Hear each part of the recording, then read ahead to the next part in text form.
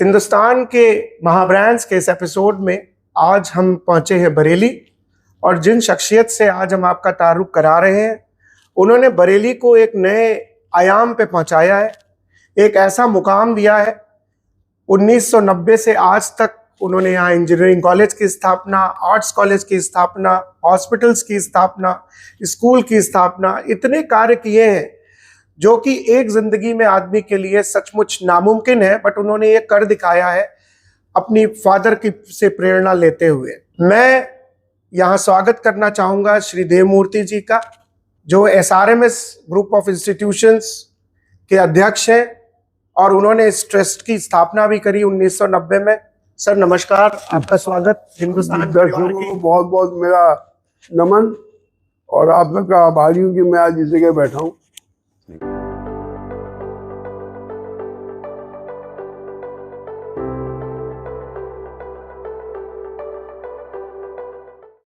आपका शुक्रिया कि आपने समय निकाला हिंदुस्तान के लिए और इस प्रोग्राम में शिरकत करने के लिए राजी हुए। ये हमारा सौभाग्य है। ये आपका धन्यवाद है इसमें कि आपने मुझे चुना, कि आज आपके माँ ब्रांड में मुझे बुलाया है। ये आपकी जो यात्रा है, चूंकि आपके पिताजी बहुत ही नामी स्वतंत्रता सेनानी थे, उनके बारे में अभी हमने किताब भी पर देखी, एक पढ़ी और देखा कि खुशियों को बांटना ही सब कुछ है, वरना दुनिया में लोग आते हैं और चले जाते हैं। जिस तरीके की फिलॉसफी उन्होंने रखी, और गांधीवादी थे वो, और जिस तरीके से स्वतंत्रता संग्राम में उन्होंने हिस्सा लिया और उससे प्रेरित हुए आप, और फिर इस इंस्टीट्यूशन की आपने स्थापना की। इसमें थोड़ा अपने विचार बताएं कि कैसे आप प्रेरित हुए, कैसी लेगेसी थी और कैसे आपने इस चीज को सोचा, क्या इसके पीछे विचार थे? मेरे पिता आदरणीय पूजनीय स्वतंत्रता सेनानी श्री राममूर्ति जी, स्वतंत्रता सेनानी के साथ साथ वो XMLA, यूपी गवर्नमेंट मंत्री 18 साल रहे और पार्लियामेंट के मेंबर भी रहे। मैंने अपने पैदाइश से, जब मैं पैदा हुआ तो वो यूपी कैबिनेट के मंत्री थे, और जब मैंने होश संभाला तो हमेशा देखा कि घर में 50-60 आदमी हमेशा रहते थे, उनकी सेवा करते थे जी। मतलब वो हमेशा लोगों की सेवा करने में उनको कभी झिझक नहीं होती थी, और घर में वो लोग घर के प्राणी की तरह रहते थे जी। जबकि हमारी रिश्तेदारी नहीं थी उनसे। वो हिंदू भी थे, मुसलमान भी थे, हर जाति के लोग आते थे। और मैंने अपनी माँ को हमेशा देखा कि उनके खाने का, पीने का, रहने का इंतजाम करना। तो उनका एक सोच थी कि मुझे बरेली की जनता ने विधायक बनाया है, उसके बाद उनको कम से कम लखनऊ आना चाहिए और मैं उनके हर काम वहीं बैठे कराता रहूं। तो वो जब भी बरेली आते थे 10 दिन 15 दिन में, सब लोग आते थे, अपनी परेशानी दिखाते थे और वो अपने पास नोट कर लेते थे, और जाके फिर लखनऊ सबको आदेश देते थे जी। और करा के, यही नहीं, एक पोस्ट कार्ड लिखते थे, अच्छा, तुम तुम वहां जाके उस व्यक्ति से मिल लो, तुम्हारा काम हो गया जी। तो ये मैंने हमेशा से देखा। तो वही जो एक भावना सेवा की रही जी। वो एक पहले दिन से ध्यान में आई।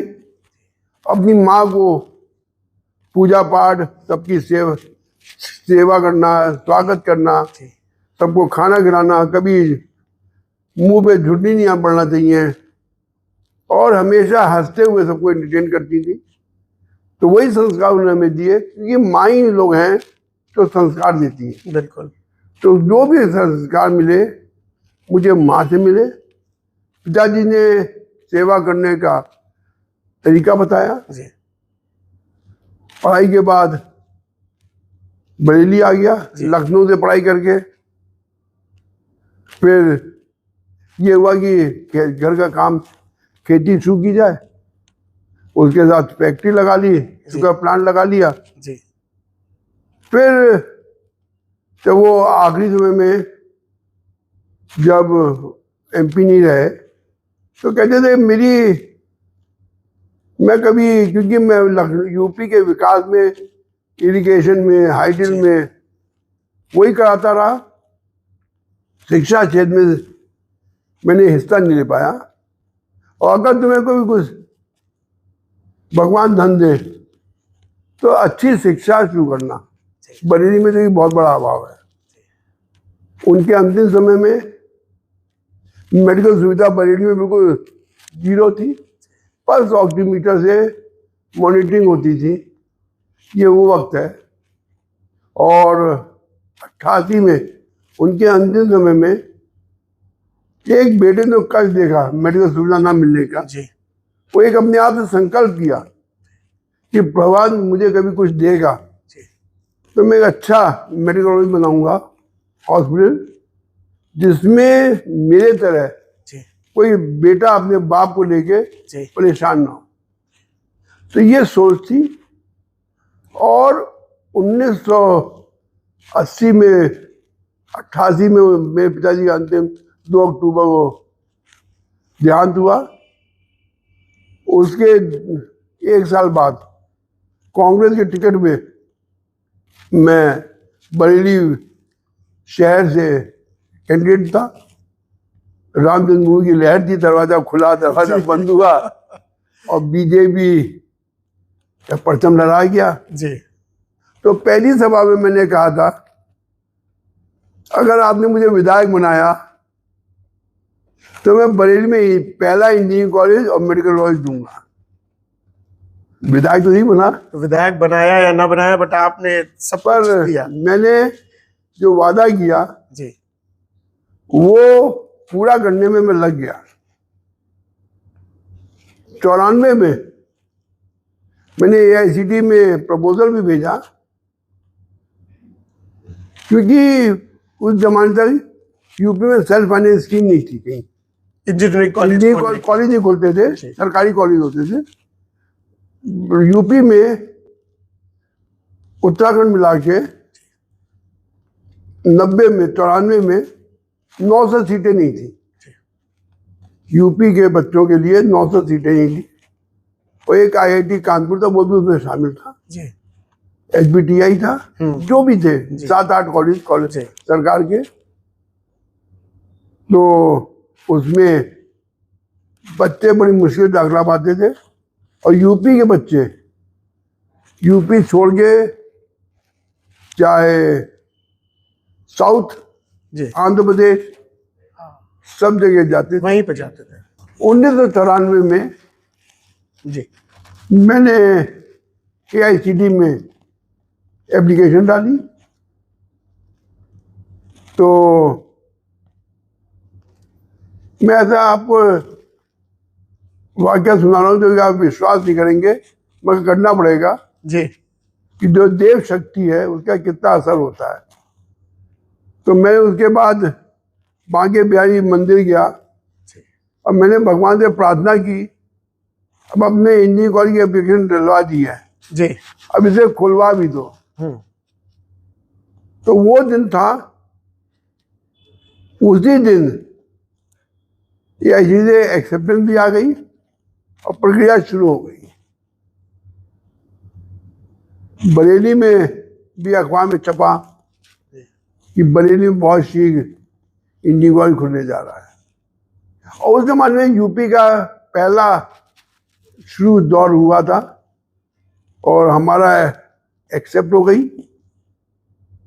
95 में परमिशन दे दी उन्हें खोलने की, जो मैंने अपने 30 एकड़ जमीन में इंजीनियरिंग कॉलेज की प्रस्ताव रखा था। और एक बरेली में एक मेरी बिल्डिंग थी, उसमें स्टैंड बाई जी, मतलब 1 साल के लिए हम खोल लें यहाँ पर, उसका परमिशन दी थी। पर भी मेरे दिमाग में वही था, साउथ के 2 कमरे के कॉलेज, 4 कमरे के कॉलेज, तो उसको ना करके मैंने जो 30 एकड़ जमीन थी अपनी, कि मेरा फॉर्म जहाँ पर है 100 एकड़ का प्लॉट था, उसमें 30 एकड़ में जमीन इंजीनियरिंग को दे दी।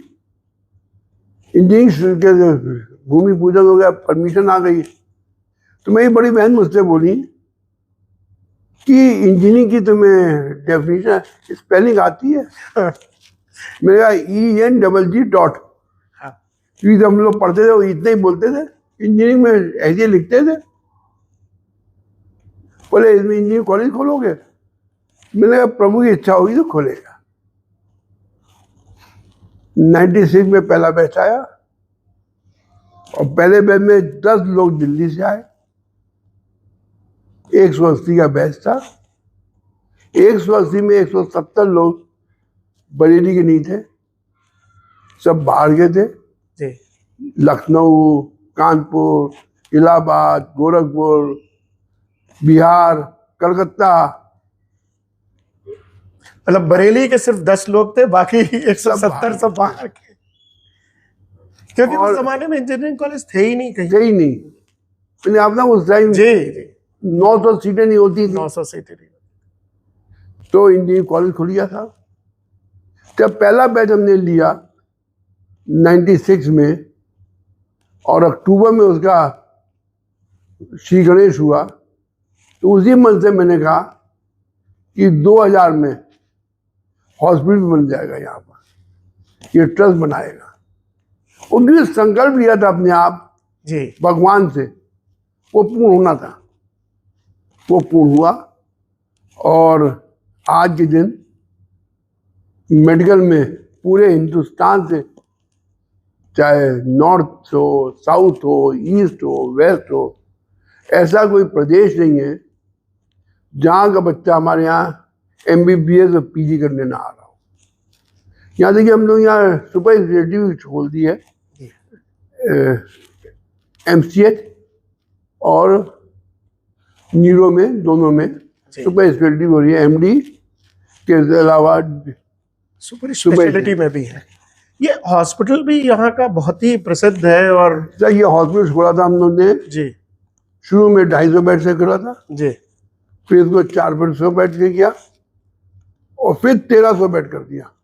तो इस समय ये 1300 बेड का है। 100 बेड ICU के हैं और इनमें 100 बेड में पूरा उत्तराखंड, जी, कुमाऊं रीजन, हाँ, कुमाऊं पूरा जी, और बद्रीनाथ तक का पेपर आता है, लखीमपुर, नेपाल।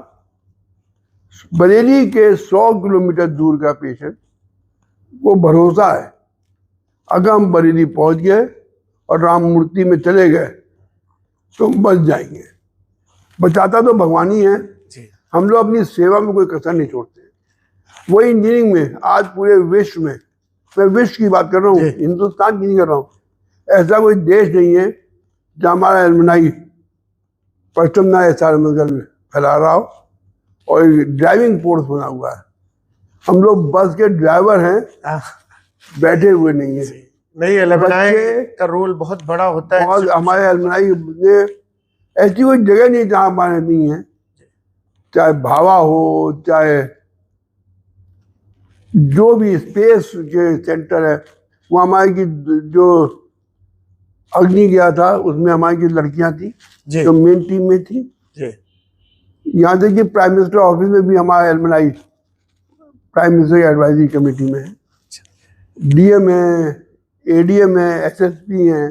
बड़ी खुशी होती होगी ये। मतलब मैंने कहा ना, कभी बच्चे आते ना तो मैं कहता हूँ जो मुझे खुशी हो रही है शायद तुम्हारे पिताजी को भी नहीं होती होगी कि जो, क्योंकि आदमी को 4 साल जो ग्रूमिंग हुई, कहते ना ये जैसे कुम्हार जब जिससे बर्तन बनाता है तो वो कोई बर्तन को देखता नहीं, उसको हर बर्तन को बनाना है। तो ऐसी क्या वैल्यूज आप इनकलकेट करते हैं? जो मैं अभी आपके यहाँ स्टूडेंट से भी मिला, फैकल्टी से मिला, कुछ फैकल्टी तो यहाँ पढ़ भी चुकी हैं और आज वो पहले स्टूडेंट थी, आज फैकल्टी हैं। ऐसा क्या वैल्यू जी, हेड ऑफ डिपार्टमेंट है, तो ऐसी क्या वैल्यूज आपके विजन में रहती हैं और कैसी वैल्यूज आप इम्पार्ट करते हैं जो इस तरीके से जो इंस्टीट्यूशन है उसका नाम बढ़ रहा है? देखिए, सबसे जरूरी है कि बच्चों को पहले दिन से संस्कार सिखाइए कि समाज में समाज है क्या। आपने जो समाज आपको दे रहा है जी, आपको उतने ज्यादा समाज को देना है। डिसिप्लिन के साथ साथ टाइम मैनेजमेंट जी, क्योंकि समय ऐसी चीज है जो किसी का इंतजार नहीं करती। बिल्कुल। समय अगर 10 बजे का है जी तो एसआरएमएस में फंक्शन शुरू हो जाएगा 10 बजे, 9 का 9 बजे शुरू हो जाएगा। वही बहुत बड़ी जीत है, क्योंकि आज समय पकड़ने के लिए आपको समय से 10 गुना तेज चलना पड़ेगा, तब कहीं आपके जाके समय पकड़ पाते हैं। और हमने इनको डे 1 से, क्योंकि जिन इंस्टीट्यूटों को हम देखने गए वो सरकारी थे, जी जहाँ लैब के नाम पे कमरा बने हुए थे जी और बेंचें पड़ी हुई थी, इक्विपमेंट थे ही नहीं। ठीक है। तो इसलिए ढूंढ ढूंढ के इक्विपमेंट लाए गए और बच्चों को डे 1 से हर चीज प्रैक्टिकली सिखाई। चाहे इंसुलेटर हो हमने खुद बनाया, जी चाहे मेडिकल में जितना भी बेड है, सर्जिकल बेड, सर्जिकल जो कुछ है हम लोग अपने आप ही बनाते हैं। उसका रीजन यही, तो बच्चों को उनको एक ट्रेनिंग हो जाती है और ये वो भी देखते हैं कैसे बनता है। आज नहीं, मैं ये हमारा प्रोसीजर 96 से चल रहा है और हर आदमी उसके लिए एक प्लान है। मेडिकल में हम लोग ने कोशिश करते हैं ट्रस्ट कि हर सुविधा जो इक्विपमेंट आए लेटेस्ट, चाहे एमआरआई उधर शुरू हुई जी तो 3 सेक्स बरेली में, यूपी में नहीं थी, बरेली में थी। 256 स्लाइस सीटी जी जो कलकत्ता में नहीं थी, वो बरेली में थी। Best of the best facilities Best of Bareilly best में हमने दिया। और डॉक्टरों को मेरा कहना है कि अगर बच्चों ने इक्विपमेंट नहीं देखा तो उसमें करेंगे कैसे काम। तो इसलिए मेरे यहाँ के बच्चे मेडिकल के, इंजीनियरिंग के, हर वो इक्विपमेंट जो चाहिए जी। वो उनको उपलब्ध हुआ है और तो करा रहा हूँ। आपने इसके बाद उन्नाव, लखनऊ, यहाँ भी मैंने colleges- अभी तक जी सिर्फ 22 इंस्टीट्यूशन खोले हैं, जी जिसमें जहाँ बैठे रिद्मा, ये भी उद्यमी के इसके थे। बारे में कुछ बताइए। इतना अच्छा इंस्टीट्यूशन आर्ट्स और कल्चर देखिए, हमेशा मैंने आपसे भी जिक्र कर रहा था कि ऑर्गेनाइजेशन में जी जो लोग काम करते हैं तो ऑर्गेनाइजेशन के हेड है जी वो उन्हीं में काम देता रहता है। तो हम भी भगवान के कारिंदे हैं, हम उनके ट्रस्टी हैं, हम उनके केयर टेकर हैं। जी मालिक वही है जो विश्व चला रहा है, वो ऐसा हमें ट्रस्ट को भी चला रहा है। हम एक मैसेंजर है उसके, एक केयर टेकर है, उसका आदेश आया ये करना है तो वो करना है, ना उम्र ना समय। और जो मैंने आपको एक चीज बताया रह गया कि मैंने 90 से जब से ये ट्रस्ट बनी, जी मैंने हर वो चीज पूरी करी तो मेरे पिताजी को शौक था या उनके दिमाग में थी। तो रिद्मा इसलिए बनाया, वो संगीत प्रेमी थे, वो खुद भी गाते थे, उनको संगीत से और कला से विशेष लगाव रहा हमेशा। तो यहाँ पर इस रिद्मा में कोविड में, जबकि पूरा देश घर में कैद था, कोविड में डर रहा था घर से निकलने में, एसआरएमएस को परमिट मिला हुआ था सेवा करने का। और मेडिकल कॉलेज में हम इस एरिया के कोविड पेशेंट को ट्रीट कर रहे थे, तो ये हमारी जगह थी यहाँ पर। इसको पूरे कोविड में जी फर्स्ट वेव में शुरू हुआ और सेकंड वेव से पहले चालू भी कर दिया था। जी आज 4 साल हो चल रहे हैं। 4 से शुरू हुआ जी और यहाँ पर कथक, भारतनाट्यम, जी संगीत, vocal, instrumental, theatre, fine art और फोटोग्राफी का कोर्सेज चलते हैं। पहले 4 बच्चे शुरू हुए पहले दिन जब शुरू किया, और अब करीब 200 बच्चा हर टाइम कोर्स में पढ़ रहा है। बरेली जैसी जगह ऐसे म्यूजिक कॉलेज और इंस्टीट्यूशन का होना अपने आप में एक बहुत बड़ी बात है और इसके लिए आपको साधुवाद। एक और चीज मैं जानना चाहूंगा कि इतने सारे जैसे 22 इंस्टीट्यूशंस आपने बताए, तो लिहाजा काफी काम है, तो कैसे एज अ ट्रस्टी आप इसको मैनेज करते हैं इतने बड़े वर्कलोड को? 22 इंस्टीट्यूशंस चलाना? मेरा ऐसा कोई इंस्टीट्यूशन नहीं है जी जहाँ मैं कनेक्ट नहीं होता हूँ हर टाइम। जी मेरे जो भी बंदे हैं उनसे मेरी रोज बात होती है और जिनको बारीकी से मैं उनको डायरेक्शन देता हूँ और आराम से समय बीत जाता है। मैंने आपके बारे में ये भी सुना है कि आप सामाजिक कार्यों में बहुत दिलचस्पी लेते हैं और लोगों का अच्छा करने में बहुत यकीन रखते हैं, अपने बाबूजी की तरह। उसके बारे में अगर आप कुछ बताना चाहें तो। हमारे मेडिकल में जी एक SSI स्कीम है जिसमें हम लोग बच्चों को जी सिर्फ 50 रुपए लेते हैं। Only 50 rupees? 50 भी 1 साल का कोर्स है जिसमें नर्सिंग, इमरजेंसी मेडिसिन ट्रेनिंग, जी ब्लड कलेक्शन, जी उसके बाद कंप्यूटर सॉफ्टवेयर, वर्कशॉप के courses, dispensing, medicine dispensing, 14 course में ट्रेनिंग कराते हैं 1 साल की और उसके बाद जॉब देते हैं। Just in 50 rupees? 50 रुपीज। और वो 50 रुपीज इसलिए है जो एग्जाम होता है उसके नोशनल है। और उनको 6 महीने जी फिर स्टाइपेंड भी देते हैं उनकी ट्रेनिंग के। बहुत अच्छा। और उसके साथ साथ हमारे यहाँ एक योजना है, जी हॉस्पिटल में रोज चाहे एक पेशेंट रोज लेते हैं, जिसके अगर कोई भी पेशेंट हो चाहे उसका कितना इलाज होगा वो ट्रस्ट देगी, उसको सिर्फ पड़ता 10 रुपये का दे देना है पर डे 1 पेशेंट आप? पर घंटे से। इसके बाद SSY स्कीम है, बहुत सी स्कीमें हैं। हम लोग ने ट्रस्ट 10,000 लोगों को कैटरेक्ट पोर्टेबल लेंस के साथ, इम्पोर्टेड लेंस के साथ ऑपरेशन करा रहा है। हम लोग गांव में हर घर में जाके इनकी जन्म कुंडली जन्म बनाते हैं। मेडिकल कुंडली बना रहे हैं। जी जी साथ में जो डिप्रेस पेशेंट है जी उनको हॉस्पिटल जाना, उनके डिप्रेशन की इलाज कराना। तो डिप्रेशन बीमारी है मगर इलाज है, ना इलाज नहीं है।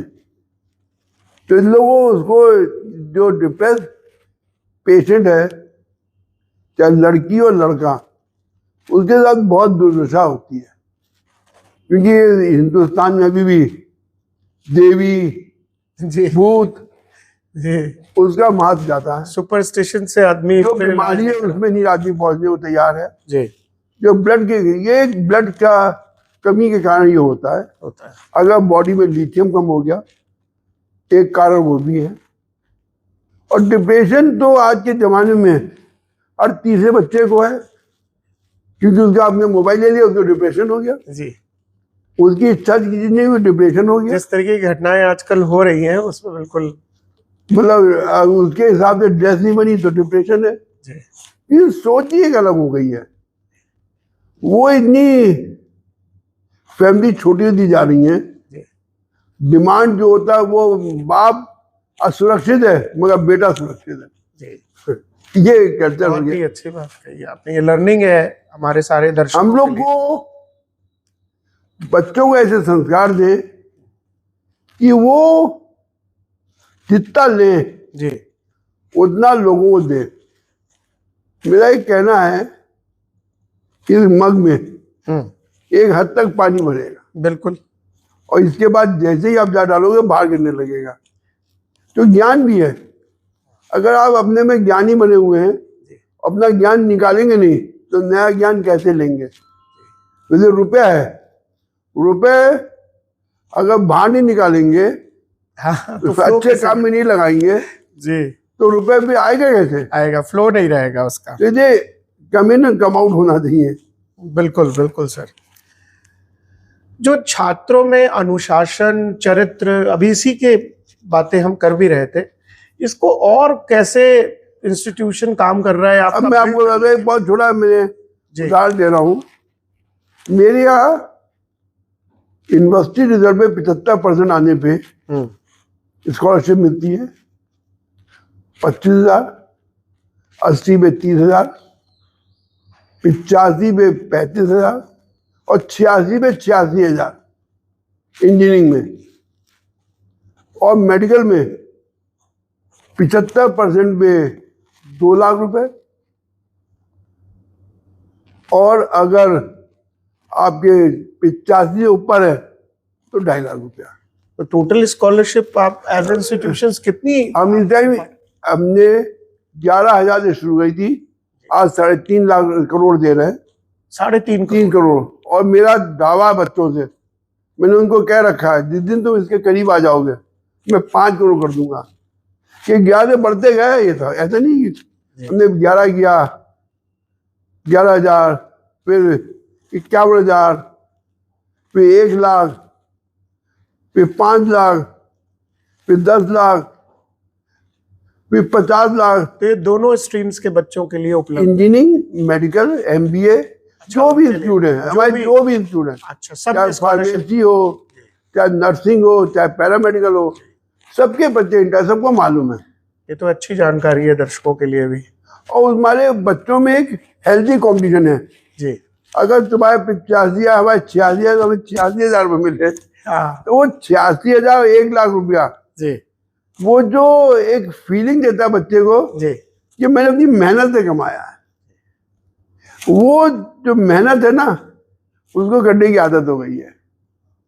4 साल जिसने मेहनत कर ली, फिर मेहनत किए बिना रह नहीं सकता है। तभी इतने सालों में 22 इंस्टीट्यूशन और बच्चे पूरी दुनिया में इस इंस्टीट्यूशन। और एक मेरा कहना है कि पूर्ण विकास के लिए बच्चे को स्पोर्ट्समैन होना चाहिए, तो हमने स्पोर्ट की सारी फैसिलिटी हर जगह दिखाई है। मैंने सुना आपने कुछ स्टेडियम भी हमने 2 क्रिकेट स्टेडियम डे नाइट के फ्लड लाइट के साथ, उसके बाद फुटबॉल स्टेडियम है, टेबल टेनिस का है, बैडमिंटन कोर्ट्स हैं, इंडोर गेम सारे हैं और आउटडोर गेम भी सारे हैं। हर कॉलेज में ये व्यवस्था जरूर रहती है। साथ में कल्चरल एक्टिविटी है, बच्चे ड्रामा, थिएटर, ये सब साथ साथ, ये इसके नहीं, टेक्निकल में भी हम लोग हर साल इवेंट कराते रहते हैं। तो आप छात्रों को ये नसीहत देंगे कि थोड़ा स्क्रीन और मोबाइल से दूर रहें और आउटडोर गेम्स में थोड़ा ध्यान दें? उसका रीजन क्या है कि कंपटीशन ऐसा है ना, नंबर का जी, रुपए का जी, तो इसलिए वो उनको मजबूरी वो अलग रहना पड़ता है जी। पर आधा एक फैशन हो गया है, मोबाइल के बिना कोई हिलता नहीं है। पर हमारे यहाँ कॉलेज प्रेमाइसेस में आने में उसको अपना मोबाइल जमा करना पड़ता है। अच्छा, तो अगर मोबाइल पकड़ गया जी तो 25,000 रुपये जाएंगे और पेनल्टी अलग है, मोबाइल अलग सीज हो जाएगा और 1 महीने में निकाल दिए जाएंगे, पढ़ाई से भी मुक्त हो जाएगा। यहाँ तो इसलिए थोड़ा आपको कहते ना कि भय के साथ ही प्रीत होती है। हाँ बिल्कुल। ये फ्यूचर के बारे में क्या विजन है, क्या सोच है, क्या करने जा रहे हैं, अगले 10 साल कैसे देख रहे हैं?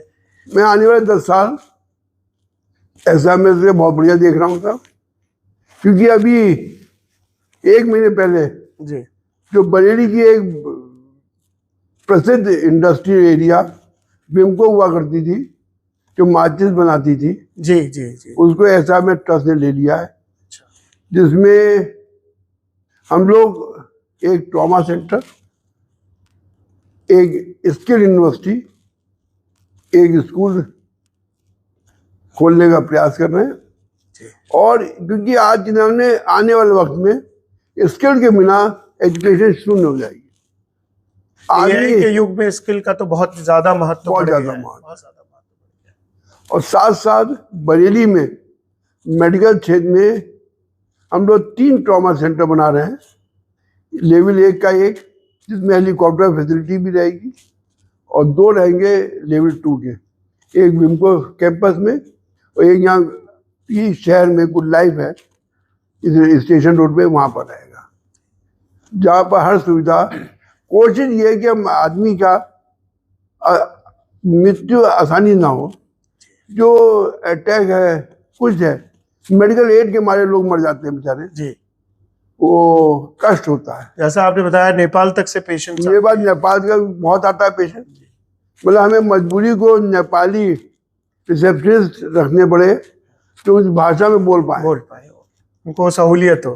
25-30 पेशेंट हर टाइम यहाँ पर रहता है, नेपाल का, लखीमपुर बॉर्डर का, सब जगह का।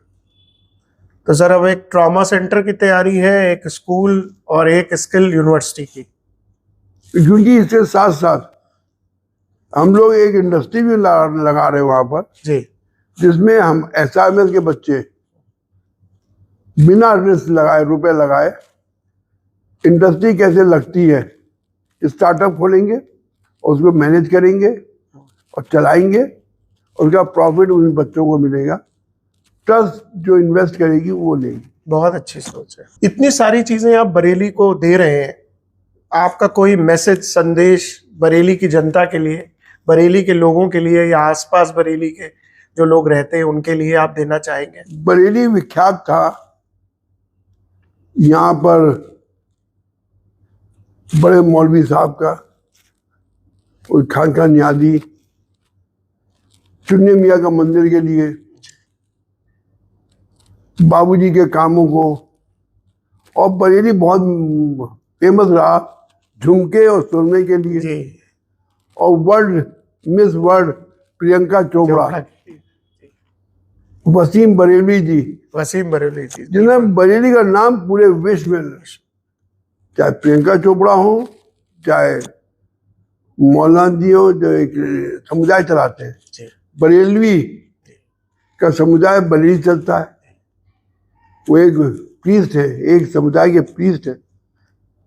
खानका नियाजी अपने में एक पीसफुल जगह है, वहाँ पर आप बरेली में घुसेंगे, ट्रेन से उतरेंगे तो आपको राम मूर्ति राम मूर्ति राम मूर्ति राम मूर्ति कहते लोग टेम्पो वाले मिलेंगे।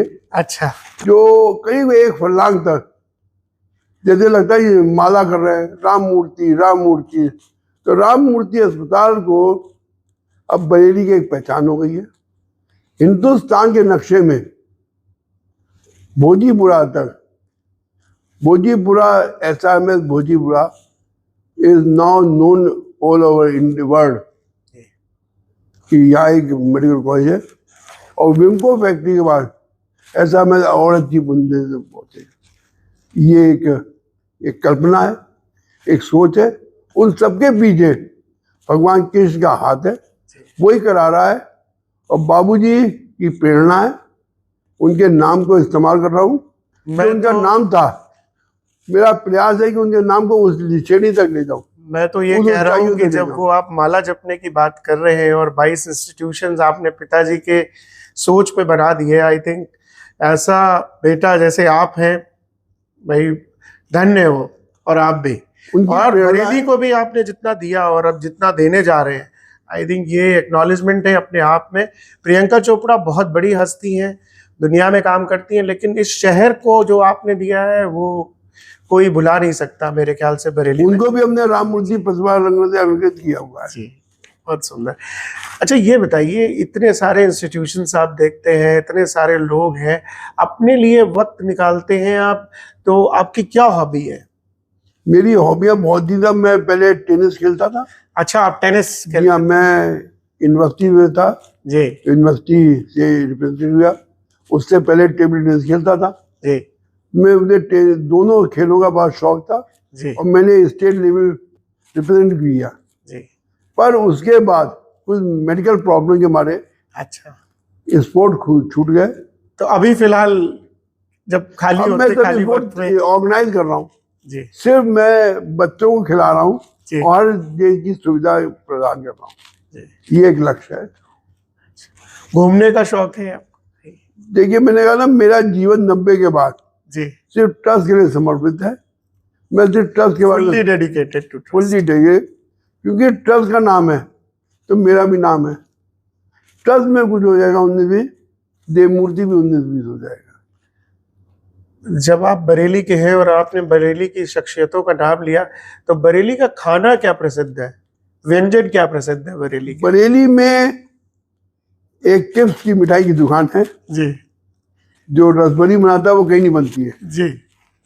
एक यहाँ पर चमन चाट है।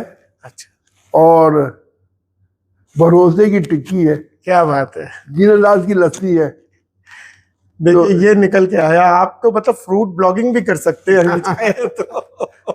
मेरा लस्सी दीनानाथ की लस्सी है साहब। जी मतलब वहां अगर आप जाएंगे और आप रिक्शे से गुजर रहे हैं जी, तो आपके मुंह में गिलास लग जाएगा। क्या बात। इतनी बढ़िया मार्केटिंग करते हैं वो लोग। बहुत ही अच्छा लगा आपसे बात करके। वक्त कैसे निकल गया पता नहीं, शायद हमको एक दूसरा एपिसोड आपके साथ कभी करना पड़ेगा। फिर से आपकी सोच और जो आपका विजन है वो इतना अच्छा है कि हमारे दर्शकों को, जो इस प्रोग्राम को फॉलो करते हैं, इस महाब्रांड प्रोग्राम को, आई थिंक बहुत कुछ सीखने को मिलेगा। आपका वक्त निकालने के लिए बहुत बहुत बहुत धन्यवाद। मैं एक बार सभी अपने दर्शकों का बहुत बहुत धन्यवाद करता हूँ कि उन्होंने मुझे समय दिया, सुना। इसके लिए एक बार पुनः उनके आशीर्वाद चाहिए। जय हिंद, जय भारत। Thank you sir.